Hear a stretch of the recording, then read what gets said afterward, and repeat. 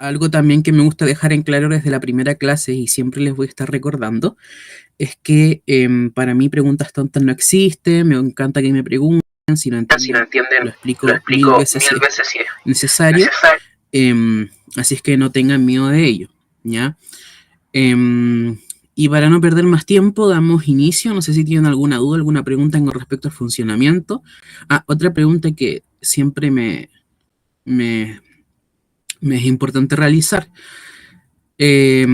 Para tener en consideración, ustedes toman nota en el PPT porque hay estudiantes que me solicitan el PPT antes de la clase para poder realizar algunos apuntes sobre él, ¿ya? No sé si ustedes tienen el mismo método o se los puedo subir después de la clase. Ya eso también para tenerlo en consideración para futuras clases ya, porque ahora ya no lo subí. Pero para tenerlos para las próximas clases ahí presentes si es que ustedes toman notas en el PPT, PowerPoint, para subírselos antes del Classroom, ¿ya? También recuerden estar en el Classroom. Entonces damos inicio al método científico. Pero ¿qué es el método científico realmente? ¿Qué nos va a permitir el método científico? Y aquí me gustaría que participen, si es que alguien conoce el método científico, si es que no, o qué se les viene a la mente cuando yo les digo el método científico. ¿Qué creen ustedes que nos permite hacer? Eh, ¿A dónde llegaremos con el método científico?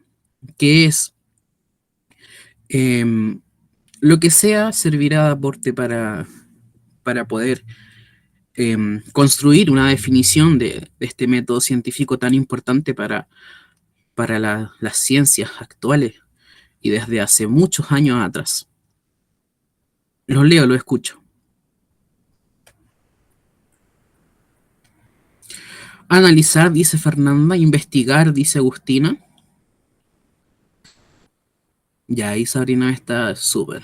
Investigación, me dice Florencia. Ya. La verdad es que todo lo que dicen es correcto, es parte de, ¿cierto?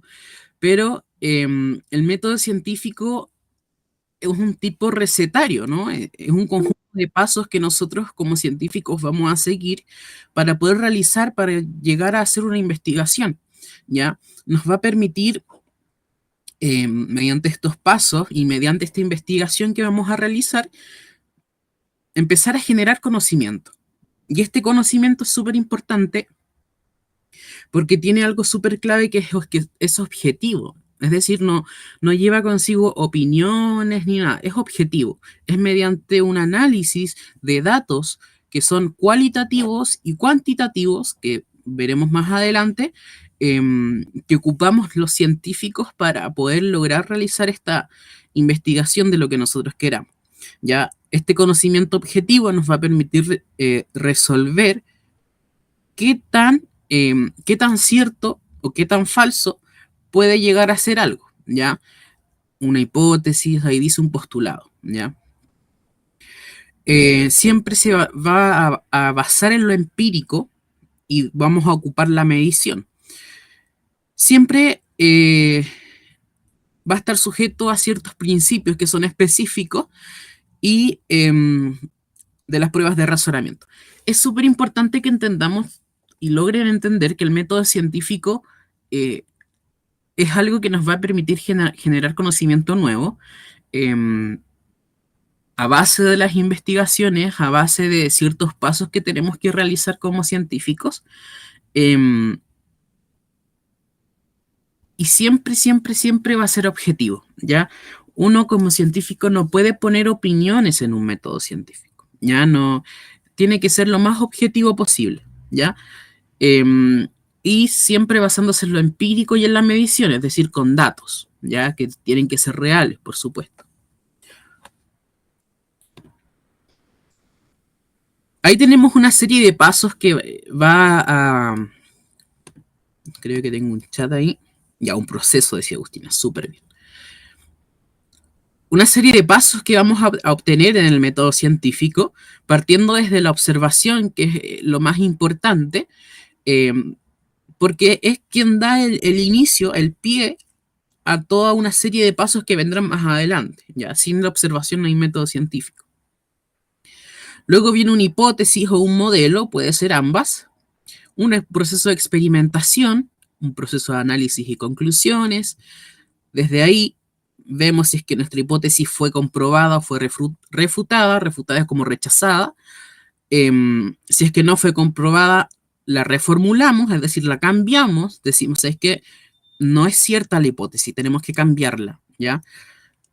De ahí podemos, si es que fue aprobada, podemos sacar un modelo, otro modelo, podemos publicar, después pasamos a la teoría por una aceptación universal y luego más aceptación, más conocimiento, ley o principio, ¿ya? Vamos a ir viendo paso por paso, así que no se preocupen. Nosotros partimos por la observación. En la observación nosotros lo que hacemos es con nuestros 5 sentidos recopilar datos y observar algo, sentir algo, ¿ya? Nosotros recopilamos información por el uso de nuestros sentidos, o ahí dice, por ejemplo, por objetos, ¿ya? Pero por los objetos también ocupamos los sentidos. Por ejemplo, para un microscopio, un telescopio, tenemos que ver con los ojos. Y es en donde nosotros textualmente vamos a describir algo. No sé, estoy viendo tal cosa. O, por ejemplo, el compuesto tanto está reaccionando con el compuesto tanto. Le estoy describiendo que está sucediendo algo. Ya más adelante se formuló una hipótesis, por tal cosa reaccionó este compuesto con este. Proceso de experimentación, pongo a prueba, ya, pero en la observación se describe lo que estoy viendo, lo que estoy sintiendo. Y tiene que ser un hecho que más adelante tendremos que analizar, tendremos que investigar. Y nos va a permitir también plantear ciertas preguntas, ¿ya? A los que nosotros les podemos llamar preguntas de investigación también. Ejemplo, si yo veo que una reacción no se está dando, no sé, estoy mezclando dos compuestos, A y B, y no se da la reacción, es decir, no reaccionan, primero voy a percatarme y voy a observar que no están reaccionando, es decir, el compuesto A no reacciona con el compuesto B. Después van a venir preguntas, ¿por qué no reacciona? Muchas preguntas más, ¿por qué? ¿Será esto? ¿Será esto otro? Veamos esto, modifico, planteo una hipótesis, no está reaccionando porque, no sé, no le cede electrones o no logra realizar la reacción que necesitamos o bien necesita de un catalizador. Un catalizador es como un compuesto que no va a reaccionar, pero va a hacer que la reacción se produzca de una forma más rápida. Hay reacciones que no suceden al segundo, hay reacciones que se tardan semanas, entonces nosotros ocupamos catalizadores en laboratorio para lograr que esa reacción suceda en minutos o segundos. Entonces, el investigador o el científico va a realizar ciertas preguntas, a partir de esas preguntas va a realizar hipótesis, que veremos más adelante qué es, y esas hipótesis van a ser comprobadas mediante un proceso de experimentación. La observación entonces es una recopilación de datos, los cuales se plantean de una forma descriptiva, y nos va a permitir plantear preguntas y proceder con un proceso de investigación. Cuando yo obtengo datos, vamos a obtener dos tipos de datos. Tenemos los cualitativos y los cuantitativos. Los cualitativos van a ser características. Surgió un sólido de color verde. Ya surgió un sólido de color morado y se pasó esto, todo otro. Cuantitativos son datos numéricos. No sé, tardó 5,4 segundos en producirse cierta reacción. Se demoró 4,8 minutos y así, son números. Los cualitativos son de cualidades, características, cuantitativos de cuánto, ya números. Luego nosotros vamos a plantear un problema, ¿ya? Y van a ser justamente estas preguntas que van a surgir a partir de esta observación que nosotros tenemos. Y de ahí se va a identificar un problema, ¿ya? El problema va a ser que faltó el catalizador, ¿ya? Planteamos una pregunta de investigación. Cuando nosotros ya observamos, describimos lo que vemos o sentimos, tenemos un problema de investigación, ¿qué vamos a hacer? Vamos a definir para poder luego avanzar con nuestra investigación, vamos a definir a través de una pregunta de investigación em, lo que vamos a estar buscando investigando. ¿Ya? Entonces dice, es necesario definirlo a través de una pregunta, lo que debe ser congruente con la realidad. Obviamente, si yo estoy viendo, por ejemplo, que me está faltando un catalizador, planteo la hipótesis, a la reacción les falta un catalizador. Si agrego el catalizador, la reacción ocurrirá de manera más rápida. ¿Ya? Mi pregunta de investigación no puede ser por qué las estrellas se ven de noche. Tiene que ser algo realista, de acuerdo a lo que estoy viendo, y para seguir la investigación, ¿cierto? O el fenómeno observado. Y debe adherirse a la lógica, ¿ya? Un poco lo mismo, ¿cierto? Tienen que ser realistas de acuerdo a lo que estamos observando y de acuerdo a lo que yo quiero investigar. Eh, y también tener súper en cuenta que tiene que ser empírico, realista, tiene que ser objetivo. Yo no puedo decir la reacción ocurre más lento porque no vino el hada y le puso el polvito mágico para que... Esas son cosas que ya escapan de nuestras manos y salen de la realidad. De que hay creencias, por supuesto que sí, pero yo como científico no puedo buscar a la dita de que le ponga el polvito mágico para que la reacción ocurra, ¿ya? Entonces, es por ello que nos tenemos que limitar a ser súper objetivos, sin ningún tipo de prejuicios ni opiniones, ¿ya? Hasta el momento, ¿alguna pregunta, alguna duda?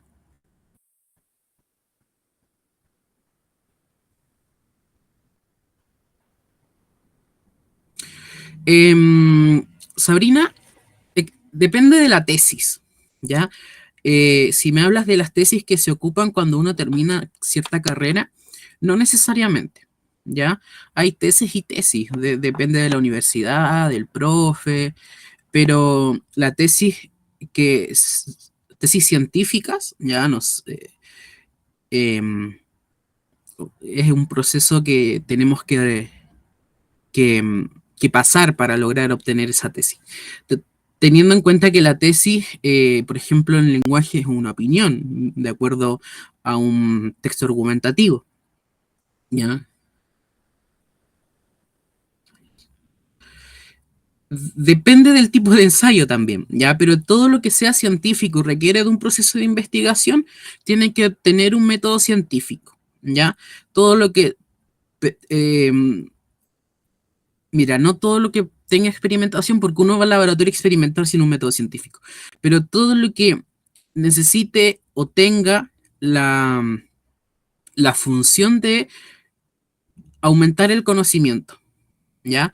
Eh, el método científico es algo súper importante, como les mencionaba, para aumentar el conocimiento científico, ¿ya?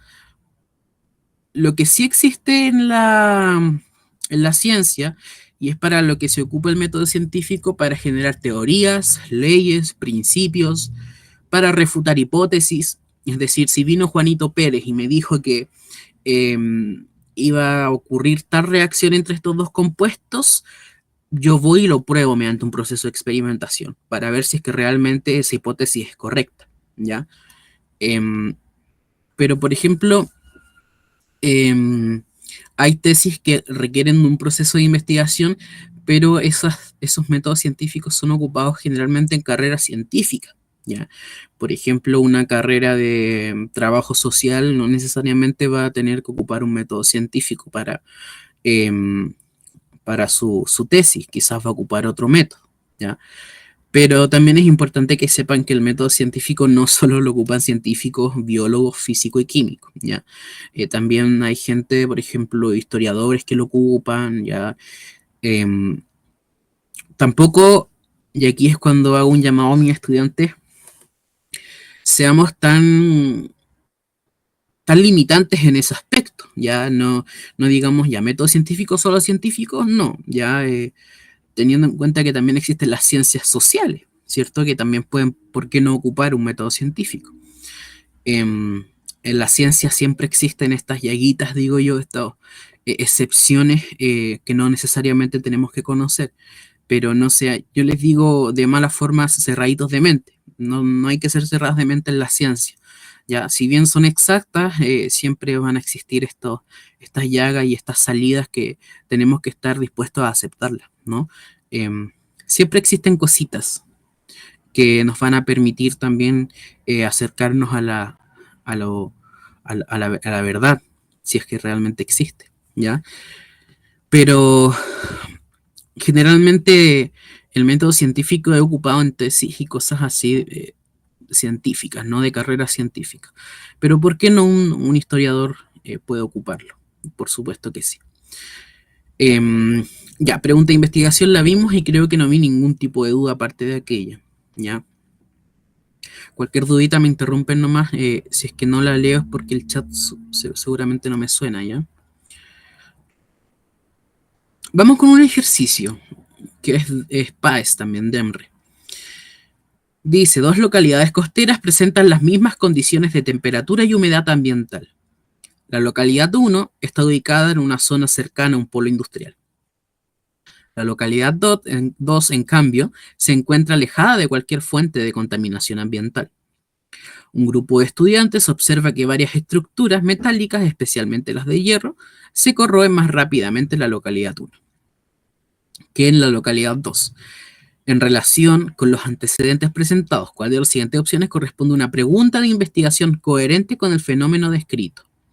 Aquí vamos a poner a prueba lo que ya vimos de pregunta de investigación y con esto que tiene que ser coherente, ¿ya? Tiene que ser coherente de acuerdo a lo que se está viendo, ya que tenemos dos localidades costeras que tienen la misma condición de temperatura y humedad ambiental, solo que la localidad 1 está cercana a un polo industrial y la localidad 2 se encuentra alejado de ese polo industrial y de cualquier fuente contaminadora. Entonces, ¿cuál sería esta pregunta de investigación coherente con este fenómeno descrito? Leo su respuesta. A ver, la Agustina dice la D.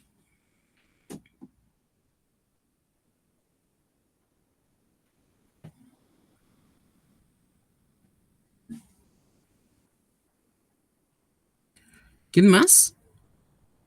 Florencia dice la A.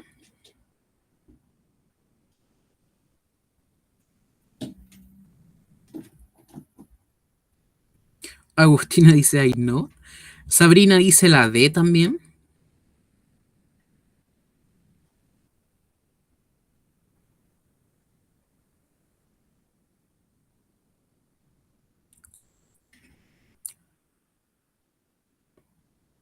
¿Alguien más que vaya a participar?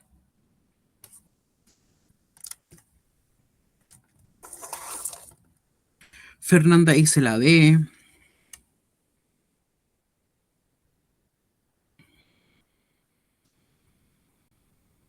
Alguien me puso la C, Luciano. La C, Agustina, la C.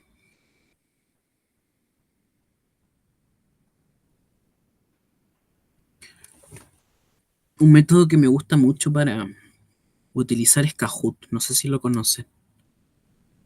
Entre dos, Feña dice. A ver, pone las dos. Ponen las dos. Es interesante también eso. Ya, si están entre dos, me ponen las dos. Ya, la Sabri dice la C. D y C. Veamos qué tal, po, ¿ya? Veamos qué tal. Sí, esto es...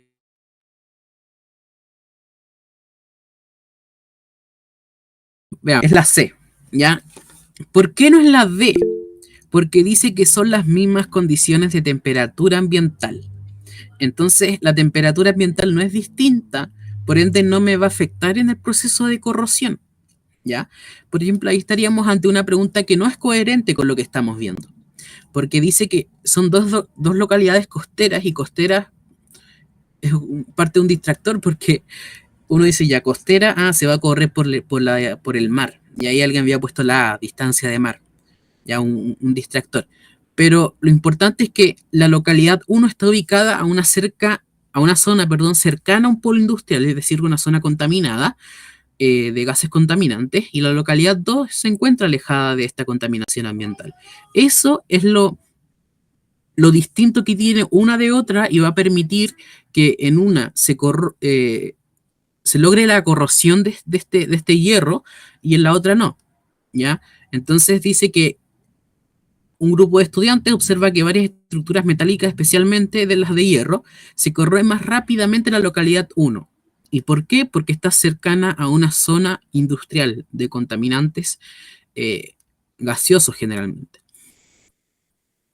Tener en cuenta eso de las mismas condiciones de temperatura y humedad ambiental. Por ende, la humedad tampoco me va a influir en el proceso de corrosión. La temperatura menos y la distancia del mar en ningún momento me dice que están en distintas, a distinta distancia de mar, ¿cierto? Solo me dice que son dos localidades costeras, ¿ya?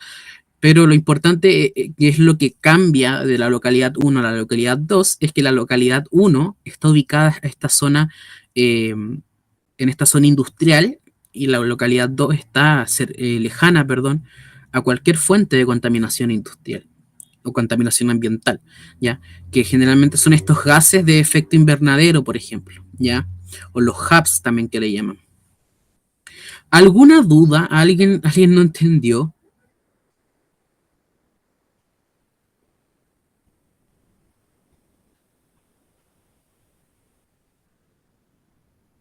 ¿Se entiende por qué es la C y no la D o la A?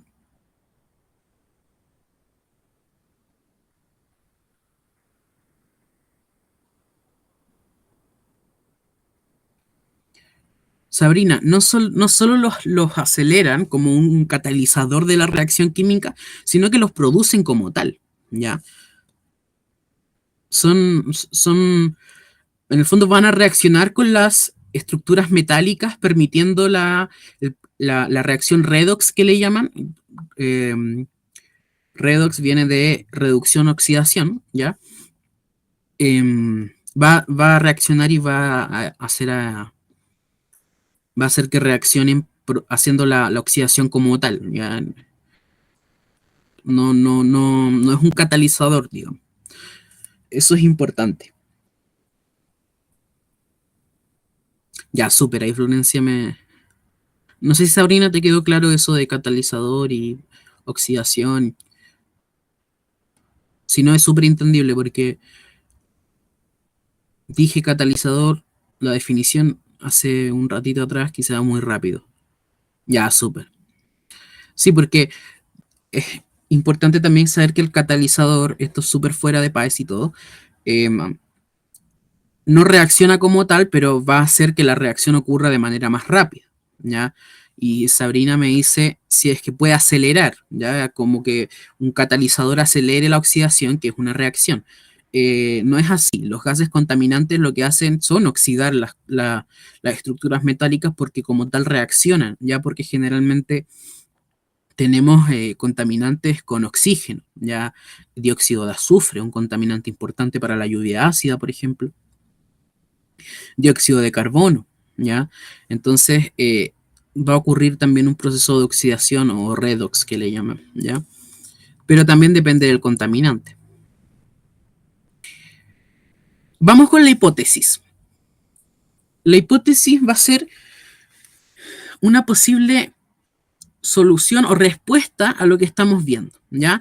Entonces son explicaciones tentativas para el fenómeno, y pueden surgir más de una hipótesis, es decir, pueden surgir más de una respuesta, ¿ya? Puede estar sucediendo esto, o esto otro, o esto otro. Y luego de tener esas posibles respuestas que son tentativas, es decir, que nuestra mente hace busca ciertas soluciones que son tentativas o respuestas tentativas, yo las pongo a prueba con un proceso de experimentación. Dice, la hipótesis no es una suposición, ¿ya? Porque además no está comprobada aún. Para que esta sirva, debe incluir una o varias predicciones.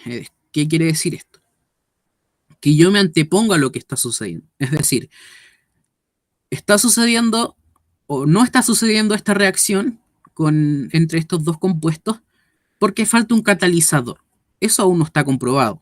Yo no sé si es que realmente falta un catalizador o si es que la reacción no se va a dar nunca porque ambos compuestos, eh, digámoslo, no son adecuados, no van a reaccionar porque no tienen lo necesario. Por ende, yo estoy haciendo una predicción de que es por catalizador, ¿ya? Pero no sé si es que eso es cierto.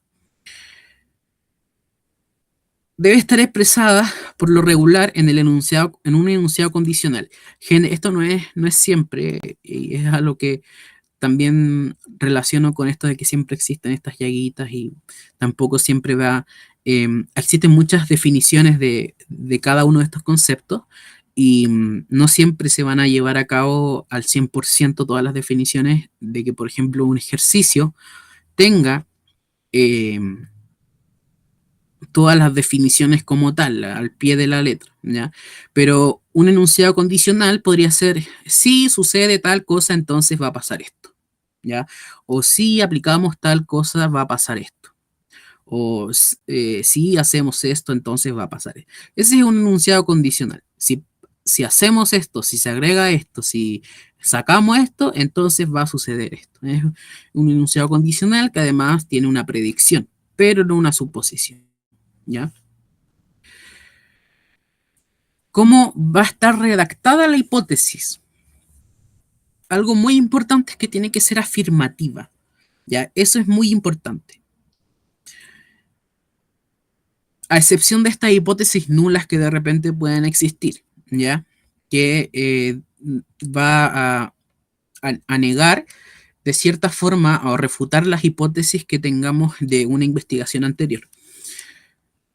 Muchas veces planteamos un método científico para poner a prueba o refutar o aprobar una investigación anterior de otro científico o de un mismo científico que puedo ser yo mismo. Es decir, se plantea esta hipótesis, yo vengo con mi nueva hipótesis y la pongo a prueba. Y planteo un método científico, un proceso de experimentación para poner a prueba esa otra investigación o ese otro método científico. Para que una idea, una teoría, una hipótesis, una ley, llegue a tener cierta aceptación universal, es decir, para que una teoría llegue a ser teoría, tiene que tener la aceptación universal, es decir, que muchos científicos digan, sabes que yo lo hice y pasó exactamente lo que decía el método científico de tal científico. Tiene que tener una aceptación por la comunidad científica a nivel mundial. Es decir, que si yo hago un método científico, ese método científico tiene que poder ser reproducible. Tiene que poder venir otro científico y decir, ok, este científico hizo esto, yo lo voy a hacer para ponerlo a prueba. Lo pone a prueba y dice ya, este científico dice que sucede tal cosa, lo pone a prueba, sabes que sí, sucede tal cosa. Viene otro científico, lo pone a prueba, sabes que sí, sucede tal cosa. Si uno llega a decir que no, eso ya es refutable. Es decir, esa hipótesis ya puede ser eh, cambiada, modificada porque es falsa. Obviamente, antes de que un científico diga que no, lo hace muchas veces, y lo intenta, hasta que, ¿sabes qué? No, hay algo que no está funcionando. Por ende, el método científico de tal científico no es correcto, o la hipótesis al menos de ese científico no es correcta. Entonces, no es que de un momento a otro uno plantea una hipótesis, hacemos la experimentación, es aprobada y ley al tiro, no. Tiene que pasar por un proceso que es larguísimo, que es la aceptación universal de los científicos a nivel mundial. Y es por ello que cada método científico tiene que poder ser reproducible, es decir, tiene que poder hacerse en cualquier parte del mundo, ¿ya? No solo aquí en Chile, no, tiene que poder hacerse en cualquier parte del mundo, ¿ya? Para que sea de aceptación universal. Entonces, ¿por qué hice este entre paréntesis? Porque cuando dice una hipótesis nula que niega la hipótesis de investigación, puede ser perfectamente cuando nosotros hacemos una hipótesis para poder eh, negar la hipótesis de otra investigación, ya de otro científico o de otra investigación que puede ser propia. Dice también que las hipótesis predictivas pueden redactarse de dos formas, pero en ambos casos se emplearán verbos en futuro. Es súper importante. Tiene que ser predictiva, como decía. Utilizando la conjunción si y el adverbio entonces, ya ahí dice si se aplica el método Z, entonces se incrementará el nivel de comprensión lectora, ya. Esa es una hipótesis que tiene esta conjunción del sí entonces. Sin emplear el sin ni en el entonces, la aplicación del método Z incrementará el nivel de comprensión lectora. ¿ya? También puede ser sin el sí y entonces. Entonces uno, por eso les digo que uno tiene que tener cierta capacidad de identificarlo, identificar las hipótesis, pero no solo guiándose por lo que dice en el fondo la definición. Ya ahí decía que tenía que tener, posiblemente puede tener un sí y un entonces, pero no todas las hipótesis lo van a tener.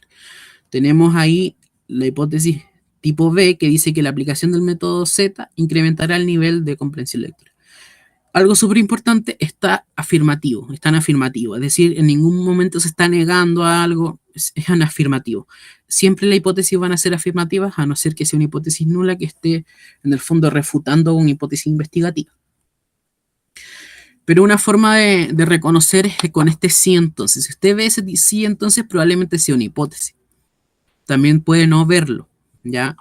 Pero ahí iremos descartando alternativa por alternativa y viendo cuál es realmente la más adecuada de acuerdo a la pregunta también que me están planteando. Vamos con un pequeño ejercicio también de Henry. En un vaso de precipitados que contiene 50 gramos de agua se agregan 18 gramos de cloruro de sodio a temperatura ambiente. Y a la mezcla se calienta hasta la disolución completa de los cristales. Al disminuir la temperatura se registra el valor al que aparecen los primeros cristales. Esto de cristales se refiere al cloruro de sodio, ¿ya? Lo que corresponde a la máxima cantidad de cloruro de sodio que se puede disolver a esa temperatura. Se repite el procedimiento anterior, aumentando en 0,2 gramos de sal en cada medida, hasta una temperatura máxima de los 90 grados Celsius. Respecto de la información anterior, ¿cuál de las siguientes opciones es una hipótesis que pudo dar origen al experimento? Entonces ahí tenemos un proceso de experimentación, ¿cierto? El proceso de experimentación siempre va a incluir eso. Agregamos esto, hicimos esto otro, luego agregamos tanta cantidad de esto otro, eh, mezclamos, después en otro vaso precipitado hicimos es como el procedimiento que se está llevando a cabo, una experimentación.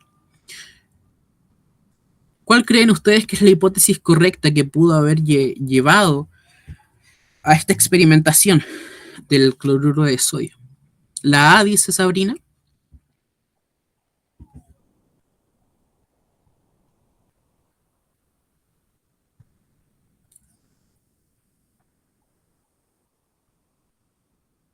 ¿Quién más? ¿Quién dijo yo?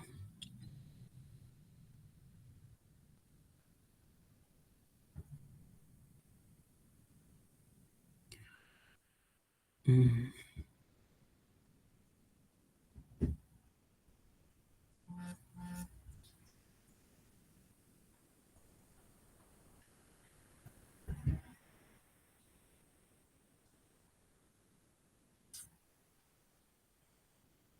Vamos, arriesguense, arriesguense. No importa si se equivocan, ya, es súper importante eso. De los errores se aprende.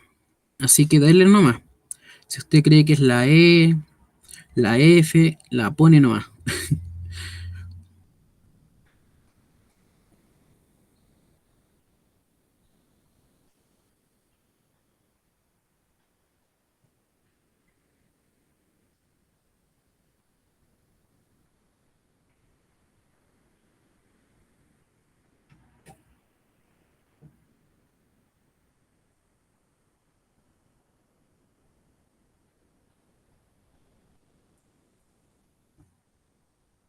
Ya. Florencia también dice la A. Vamos a ver qué tal, ¿ya? ¿Cuál será la correcta? Es la A, ¿ya? ¿Por qué? Porque la B dice la temperatura de ebullición del agua. En ningún momento ponemos aquí la temperatura de ebullición del agua, ¿cierto? Se llega como máximo a los 90 grados Celsius, la temperatura de ebullición del agua o atmósfera es 100 grados Celsius. Distintas sales, no, porque la única sal que está siendo ocupada es el cloruro de sodio, ¿ya? Más rápido, en ningún momento tenemos aquí una variable que sea tiempo, para medir qué tan rápido fue lo que se disolvió, porque dice el cloruro de sodio se disuelve más rápido a temperaturas altas. En ningún momento tenemos esa variable de rapidez, ¿cierto? La solubilidad del cloruro de sodio depende del solvente. Esto requería un poquito más de conocimiento. El solvente, nosotros cuando hablamos de disoluciones químicas tenemos la disolución y esa disolución va a estar compuesta por un soluto y un solvente. El soluto es el que está en menor cantidad y el que se disuelve. Y el solvente es el que está en mayor cantidad y es el que disuelve al soluto. Entonces, depende del solvente. El solvente aquí vendría siendo el agua, porque el agua va a disolver al cloruro de sodio. Ya el cloruro de sodio es la sal común, la sal de mesa que le llaman. Es cloruro de sodio. Entonces, el agua va a disolver al cloruro de sodio. El cloruro de sodio está en menor cantidad, es soluto. ¿Ya? Se va a disolver en el agua, soluto. El agua está en mayor cantidad, solvente. Va a disolver al cloruro de sodio, ¿ya? Solvente. Entonces, ¿la solubilidad del cloruro de sodio depende del solvente en el que se disuelve? No, porque el solvente siempre es agua. 50 gramos de agua, y acá también dice que es agua. El disminuye el registro de valor.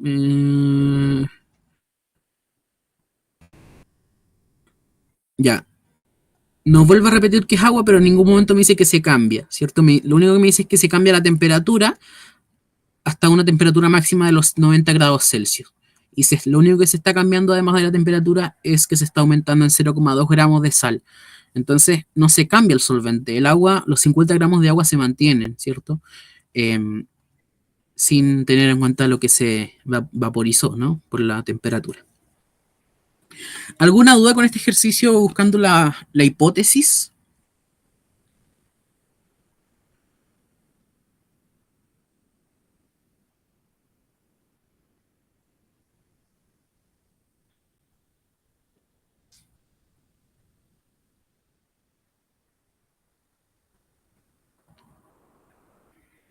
¿No? ¿Los demás?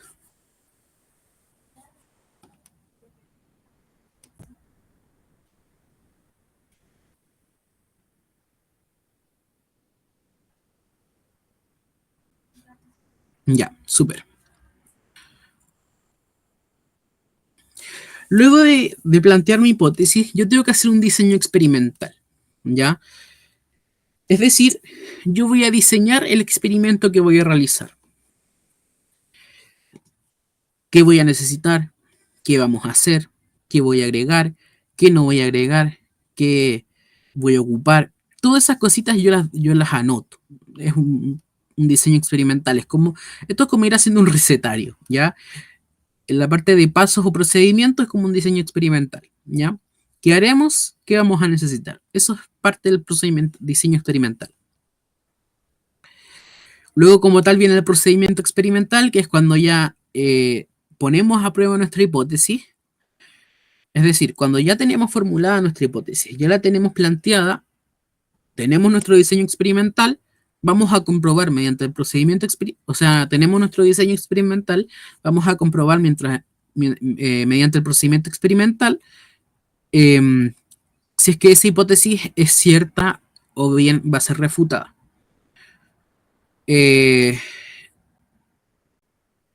Nosotros, mediante este mediante este procedimiento experimental, tenemos que incluir las variables que estamos planteando en la hipótesis. Es decir, si mi hipótesis es a la reacción le falta un catalizador, yo en el procedimiento experimental tengo que agregar ese catalizador para ver si es que la hipótesis es cierta o no, ¿ya? Yo no puedo cambiar las variables, ¿ya? Yo no puedo poner otra reacción o ponerme a buscar planta en el diseño. No, tiene que ser de acuerdo, esto es como lógico, ¿no? Pero para tenerlo en cuenta, tiene que ser de acuerdo a la hipótesis que planteé. Dice, experimentar consiste en reproducir y observar varias veces un hecho o fenómeno que se requiere estudiar. Eso es súper importante, que tiene que ser realizado varias veces. Es decir, yo experimento, obtengo resultados, lo hago de nuevo, obtengo más resultados y veo si son iguales o no, para también tener cierta veracidad de lo que estoy viendo, de lo que estoy obteniendo. ¿ya? Eh, Modificando las circunstancias o variables que se consideran convenientes. Hay veces que uno va a ir modificando ciertas cosas para ir descartando, ¿ya? De ahí nacen ciertos grupos que vamos a obtener en la experimentación, grupo control, ya variables dependientes, variable independiente y muchas cosas que vamos a ver más adelante. Tenemos el grupo control y el grupo experimental.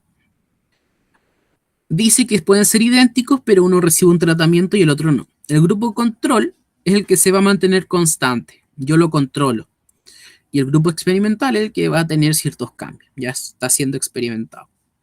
El grupo que recibe el tratamiento se llama grupo experimental, mientras que el que no lo recibe se denomina grupo control. El grupo control proporciona la base que nos permite ver si el tratamiento tiene algún efecto, es decir, hace como un tipo contraste. Es súper importante tener un grupo control para poder realizar este contraste que dice, ¿ya? Es decir, si no aplico el catalizador sucede esto y si aplico el catalizador sucede esto otro. Entonces yo hago un contraste, hago una comparación de qué es lo que, qué es lo que pasa sin el catalizador y qué es lo que pasa con el catalizador. ¿Ya? Eso es la diferencia del grupo control y experimental.